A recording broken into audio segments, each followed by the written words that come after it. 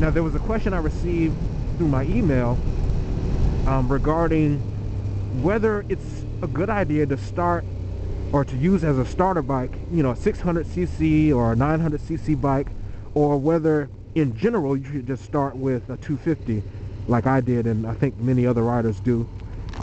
My response to that, I guess, is not a simple yes or no, because I think you kind of have to take each situation separately. And I think it would suffice to say that if you feel like you're mature enough and patient enough to handle a larger bike and to do so safely, then it might be a good idea to go that route. Because there are many people who do that and they're perfectly fine on a larger bike to start off with. Now, I'll say personally that I felt more comfortable starting with a smaller bike that was less expensive, that was easier to maintain, low maintenance.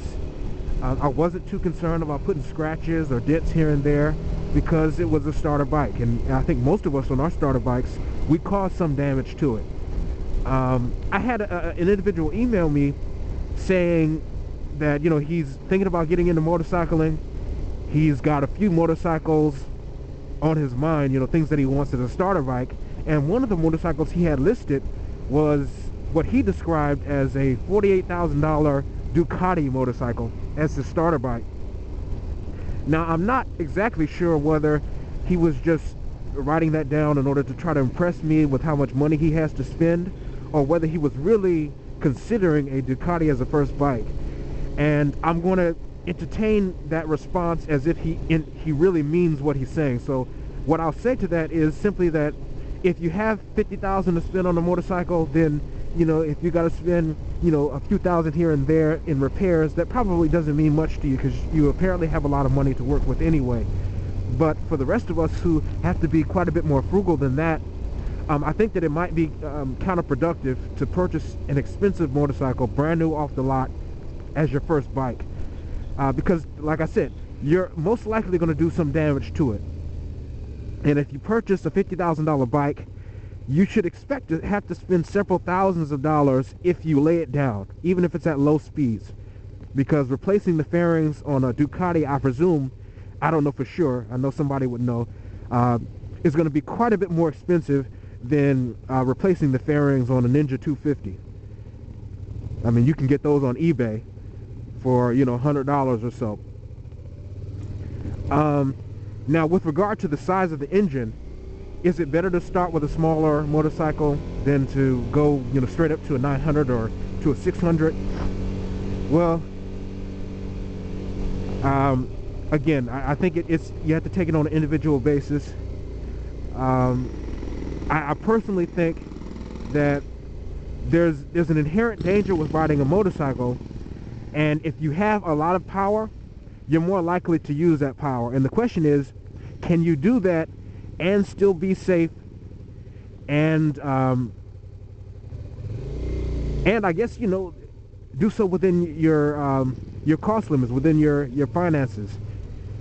If you can, and you can get a 600cc, you think that fits you better, you won't have to upgrade very soon, then I think that might be good. Because I'll definitely admit that now that I've ridden a 600 for a while, or this is a 650, I think that I probably could have started with this, and I think I would have been okay doing that.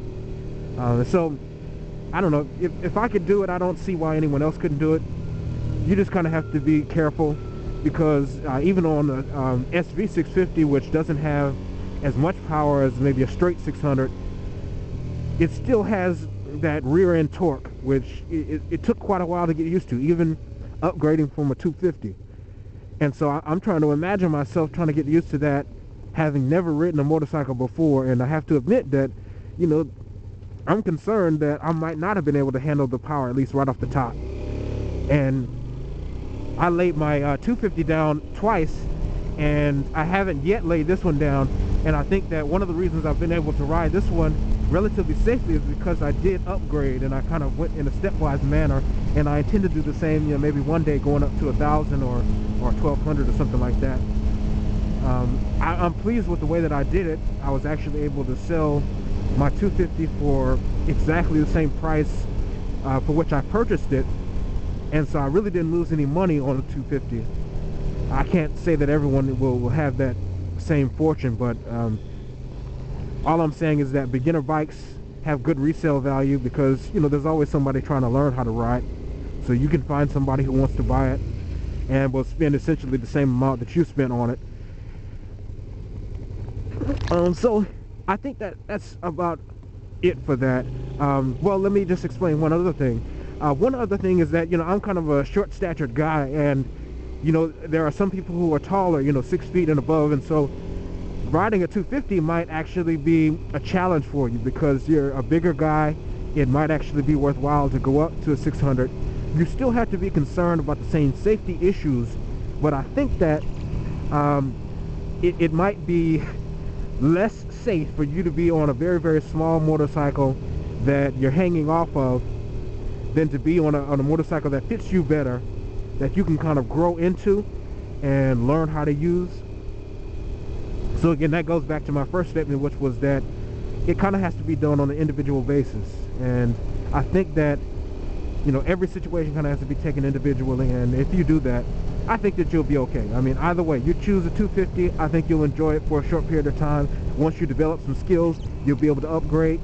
If you go ahead and get a larger motorcycle, maybe you'll be able to keep it for a larger, or rather a longer period of time and be satisfied with it because you got good power right off the top.